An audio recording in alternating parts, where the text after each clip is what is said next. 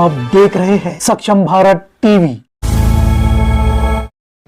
की हे 7 जजेस असताना जे मुद्दे ह्या विषयासाठी म्हणजे उपवर्गीकरणाच्या विषयासाठी 7 जजेसच्या घटनापीठाने जे मुद्दे ठरवले होते त्या मुद्द्यामध्ये कुठे क्रिमी लेअरचा विषय नव्हता।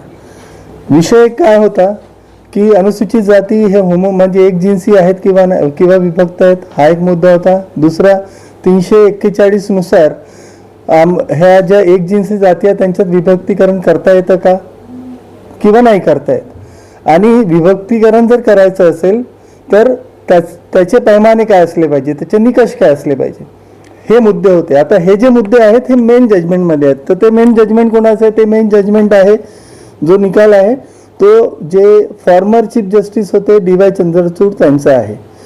जो पहिला जो जज असतो, मुख्य जज असतो, ज्याच्या अध्यक्षतेखाली घटनापीठ बनतं, त्या जजचा निर्णय हा मुख्य निर्णय असतो। आणि बाकीचे जे निर्णय दिले जातात त्याच्यानंतर बाकीच्या जजेसला जर द्यायचे असतील स्वतंत्र निर्णय ते जर दिले जातात तर ते निर्णय देत असताना जे मुख्य निर्णय आहे किंवा मुख्य जज आहेत त्यांनी जे मुद्दे जे ठरवून दिले त्या मुद्द्यांच्या अंतर्गतच त्यांना निर्णय द्यावा लागतो। पण ह्या केसमध्ये फार विपरीत असं घडलं। ह्या केसमध्ये झालं असं की DY चंद्रचूड साहेबांनी मुद्दे फिक्स केले। मुद्दे फिक्स करताना फक्त उपवर्गीकरण हाच एक मुद्दा सुप्रीम कोर्टात होता, आणि सुप्रीम कोर्टात हा एक मुद्दा असल्यामुळे जे पहिले 6 जजेस होते जस्टिस गवई बगडून त्यांनी उपवर्गीकरणाच्या बाहेर त्यांनी हा विषय नेला नाही। त्यांनी जे काही जजमेंट दिलं राईट ऑर रॉंग ते उपवर्गीकरणावरच दिलं। तर याच्यामध्ये एक जी संस्कृती आहे आमच्या भारतीय संविधानाच्या अनुच्छेद 133 नुसार की जर सिव्हिल मॅटर विशेष अनुमती अपीलमध्ये जर आलं सुप्रीम कोर्टाकडे तर त्यांच्या अधिकार क्षेत्रात जेवढा विषय येईल तेवढ्यावरच त्यांना निर्णय द्यावा लागतो। त्या अधिकार क्षेत्राच्या बाहेर त्यांना जाता येत नाही, म्हणजे याला ज्युडिशियल प्रॉपर्टी म्हणतो। आणि जर ज्युडिशियल प्रॉपर्टीच्या बाहेर जर ते जात असतील तर मग त्याला आपण एक्सिडिंग द ज्युरिडिक्शन म्हणजे त्यांच्या अधिकार क्षेत्राच्या बाहेर जाऊन त्यांनी निर्णय दिला असा होतो। आता प्रश्न असा आहे की गवई साहेबांनी जे निर्णय दिला क्रिमी लेअर संदर्भातलं हा विषय कुठे सुप्रीम कोर्टात त्या दविंदर सिंगच्या जजमेंटमध्ये नव्हता। आता त्याच्यामध्ये जेव्हा तो निर्णय तुम्ही वाचाल म्हणजे ते जे 274 ते 295 पर्यंतचे जे परिच्छेद आहेत क्रिमी लेअर संदर्भातले ते जर तुम्ही वाचाल तर ते पूर्णपणे जे ओबीसीच्या आरक्षणाच्या संदर्भातले 2 जजमेंट होते इंदिरा सानी आणि S नागराजन, ह्या 2 जजमेंटचा रेफरन्स अनुसूचित जातीच्या आरक्षणासाठी जोडला गेला जो की गैरसंविधानिक आहे। स्वतः नागराजन आणि इंदिरा सानीच्या जजमेंटमध्ये म्हटलेलं आहे की आम्ही जे काही म्हणतोय ते फक्त अन्य मागास वर्गीयांच्या बाबतीत बोलतोय। आम्ही जे निकष ह्या जजमेंटमध्ये टाकून दिलेत क्रिमी लेअर आणि उपवर्गीकरणाचे ते निकष अनुसूचित जातींना जमातींना लागू होत नाही। आता मला सांगा इंदिरा सानीचं जजमेंट आहे 9 जजेसचं, नागराजनचं जजमेंट आहे 5 जजेसचं। जर तुम्हाला क्रिमी लेअर संदर्भात तुमचा विषयच नाही तर तो विषय तुम्ही घेतला कसा? क्रमांक 1। दुसरा जर क्रिमी लेअरवर तुम्हाला जर जजमेंट द्यायचं असेल तर तुम्हाला 9 जजेसचं इंदिरा सानीचं जजमेंट आणि 5 जजेसचं नागराजनचं जजमेंट पहिले तुम्हाला ओव्हररूल करावं लागेल। आता ते ओव्हररूल न करता तुम्ही अनकॉन्स्टिट्युशनल जजमेंट दिलं पूर्णपणे। आता दिलं तर दिलं, चला सोडा। मी म्हणतोय 1 विरुद्ध 6 आहे त्या जजमेंटचा तसंही काही प्रभाव क्रिमी लेअर संदर्भात अनुसूचित जातीवर फार जास्त होणार नाही, आणि तो प्रभाव होणार नाही याच्यासाठी गवई साहेबांनी त्यांचं रिटायरमेंट झाल्यावर आम्ही गवई साहेबांविषयी आमचा काही पर्सनल तिरस्कार नाही आहे। आम्ही असे लोक आहोत की त्यांच्या संकटात आम्ही त्यांच्यासोबत छाती निर्ली करून उभे राहिलेले लोक आहोत। पण झालं असं की आता आमच्या असं लक्षात येतंय की गवई साहेबांनी एका प्रकारे क्रिमी लेअर अनुसूचित जाती जमातीत आणावं ह्यासाठी एक प्रोग्राम रिसर्च प्रोग्राम सुरू केलाय। तो कोणाच्या इशाऱ्यावर केला मला ते माहिती नाही। त्यांचं जजमेंट गैरसंविधानिक आहे। मी 2दा आर्टिकल लिहिलं, 2दा मी त्यांना अपील केली की पब्लिक डोमेनमध्ये या आणि तुम्ही उपवर्गीकरण आणि क्रिमी लेअर हे अनुसूचित जातीमध्ये कसं कॉन्स्टिट्युशनली बरोबर आहे ते तुम्ही सिद्ध करून दाखवा, आम्ही तुमचा विरोध करणार नाही। पण त्यांनी तसं न करता जेव्हा लोकसत्तेमध्ये त्यांनी आर्टिकल दिलं तेव्हा त्याच्यामध्ये लिहिलं की जुन्या जजमेंटमध्ये म्हटलेलं आहे क्रिमिनल संदर्भात अनुसूचित जातीत, त्याच्यामुळे मी बोलतोय, पण असं काहीच नाही आहे. नागराजांचं जजमेंटचं कॉन्टेस्टच दुसरं आहे. ओबीसी मध्ये क्रिमिनल आणावं किंवा नाही हा कॉन्टेस्ट होता. अनुसूचित जातीला ऑलरेडी वगळलेलं आहे, कारण की त्यांचे निकष वेगळे आहेत. अस्पृश्यता, जातीय भेदभाव आणि त्याच्यातनं आलेलं आर्थिक, शैक्षणिक आणि सामाजिक अति मागासले पण मोस्ट बॅकवर्ड आणि अस्पृश्यता हे जे सगळे निकष आहेत हे निकष वेगळे आहेत आणि ओबीसीचे निकष वेगळे आहेत. तसं न करता आज ज्या प्रकारे ते प्रत्येक पब्लिक प्लॅटफॉर्मवर खोटं बोलत सुटले, मी त्यांना त्या दिवशी माझ्या लाईव्हमध्ये म्हटलं की ते सरळ खोटं बोलतात. ते एकतर त्यांनी क्रिमिनलचं जजमेंट देताना कोणताही डाटा, कोणताही स्टॅटिस्टिक, कोणत्याही प्रकारचा रेकॉर्ड जो आहे तो ठेवला नाही. फक्त सरमायसेस आणि कंजेक्टर आम्ही जे म्हणतो, म्हणजे फक्त त्यांना जसं वाटेल तसं ते काहीतरी हवेत एखादी व्याख्या तयार करून एखाद्या जजमेंटमध्ये घुसवण्याचा जो प्रकार आहे तो त्यांनी केलाय. आणि आता त्यांचं जे सगळं कंडक्ट आहे ते आता त्यांनी उपवर्गीकरणाचं बघा. आम्ही इथे जे लोक आहोत ते आम्ही 20 करोड लोकांचे रिप्रेझेंटेटिव्ह म्हणून बोलतो. अनुसूचित जातीची 2011च्या सेन्ससनुसार 20 कोटी जनसंख्या आहे, त्या 20 कोटी लोकांचे प्रतिनिधी म्हणून आम्ही बोलतो.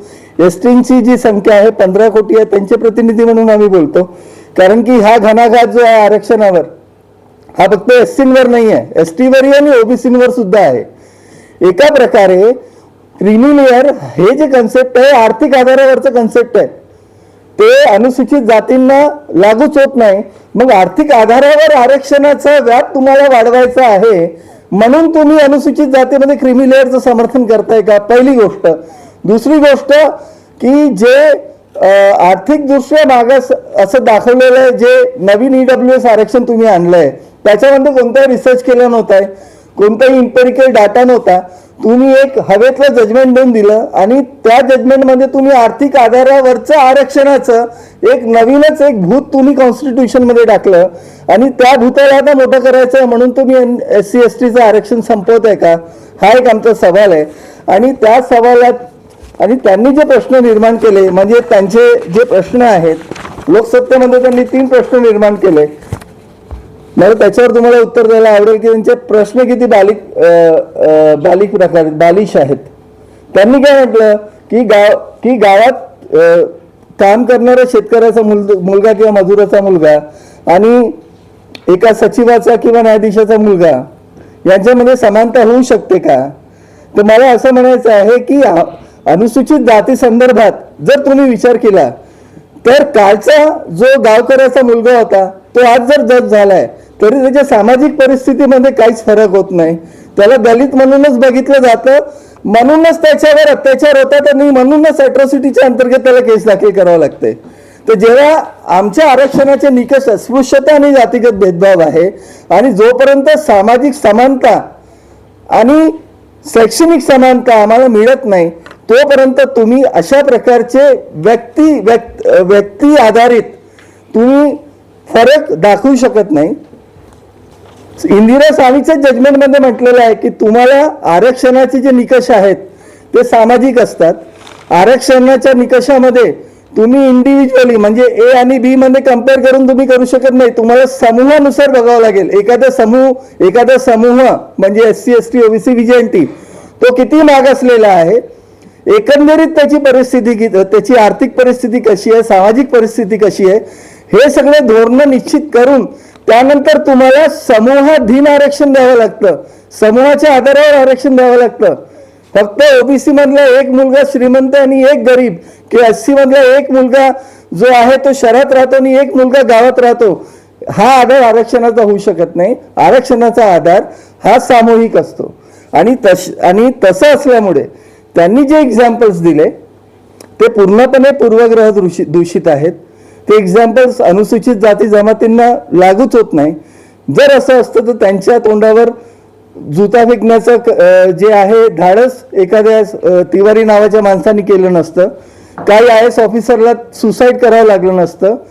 आज तुम्ही बघताय की अनुसूचित जातीच्या विद्यार्थ्यांना स्कॉलरशिप तर सोडा, साधा त्यांना त्यांच्या कॉलेजमध्ये प्रवेश घेताना सुद्धा एवढा त्रास होतो. एखादी मुलगा IAS ऑफिसरची एक्झाम फार ताकदीने पास करून जरी पोचला तरी एखाद्या वेळेस तो जास्त आंबेडकरवादी आहे किंवा जास्त तो समानतेविषयी बोलतो म्हणून नॉट फाउंड सुटेबल म्हणून त्याचं कॅन्डिडेचर काढलं जातं.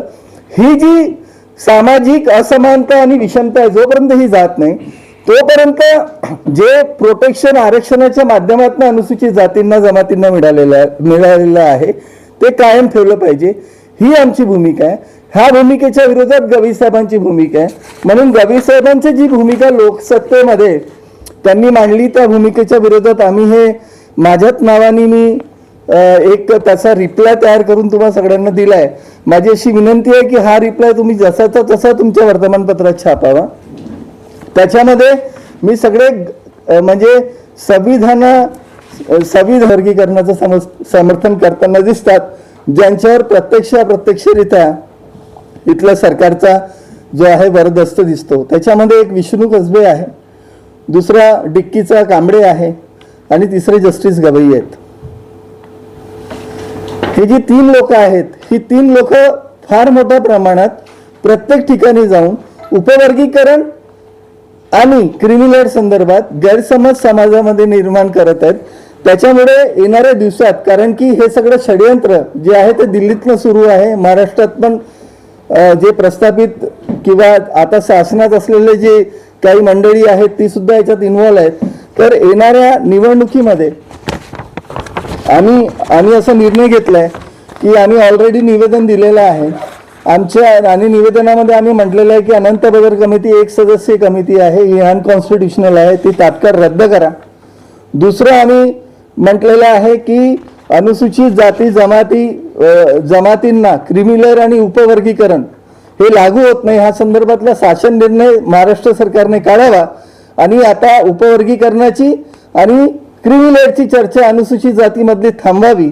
आणि तिसरं महत्त्वाचं म्हणजे जो काही बॅकलॉग आहे SC STचा तो बॅकलॉग इमिजिएटली भरावा. जे काही कॉलेजचे ॲडमिशन्स थांबलेले आहेत, स्कॉलरशिप्स थांबलेल्या आहेत, ते सगळ्या ज्या आहेत त्या सुचारू पद्धतीनं हे कराया, भरून काढ. सक्षम भारत टीवी को अगर आपने सब्सक्राइब नहीं किया है तो अभी तुरंत आप सब्सक्राइब कर बेल आइकन को ऑन करें ताकि हम बने रहे हमेशा आपके साथ. धन्यवाद.